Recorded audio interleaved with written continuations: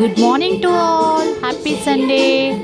Morning లేచామండి. లేచిన వెంటనే మా తన్వీర్కి రైమ్స్ కావాలంట. మా చాష ఏమో మమ్మ టీవీ రప్పు అని చెప్పాడు. సో అందుకోసం ఇంకా టీవీ పెట్టేశాను. ఇంకా వీళ్ళిద్దరైతే రైమ్స్ చూస్తూ ఉన్నారు. యాక్చువల్గా మా చాష వచ్చేసి కోకమెలన్ రైమ్స్ చూస్తాడు, బట్ తన్వీర్ ఇప్పుడిప్పుడే కొంచెం రైమ్స్ అలవాటు చేద్దాం అని చెప్పేసి తెలుగు రైమ్స్ నేను పెడుతూ ఉన్నాను.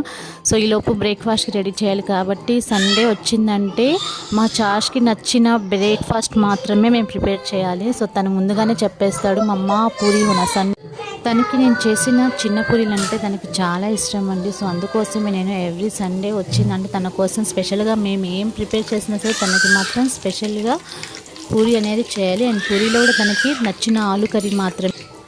ఆల్రెడీ నేను కర్రీ ప్రిపేర్ చేసి తనకు నచ్చిన ఆలు కర్రీ సైడ్కి పెట్టేశానండి. ఇంకా పూరి చేస్తూ ఉన్నాను. కానీ ఇక్కడ నేను కిచెన్ రూమ్లో ఉన్నా కానీ నా ఫోకస్ అంతా హాల్ మీదే ఉంటుందండి. ఎందుకంటే చాష్కి తన్వీర్ని ఎలా డీల్ చేయాలనేది అస్సలు రాదు. తను ఒక టాయ్ లాగా చూస్తాడు.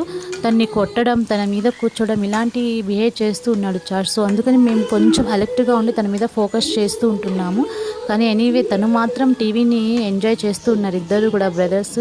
ఎక్కడ కూడా డిస్టర్బెన్స్ అనేది నాకు కల్పించలేదు. సో ఫైనల్లీ అయితే నేను బ్రేక్ఫాస్ట్ రెడీ చేసేసాను, పూరి అండ్ విత్ ఆలు కర్రీ.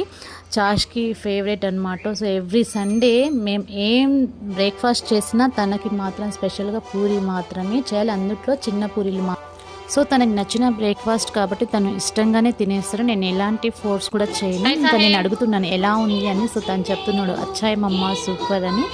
సో వీడియో నచ్చితే లైక్ చేయండి, కామెంట్ చేయండి. Thank you.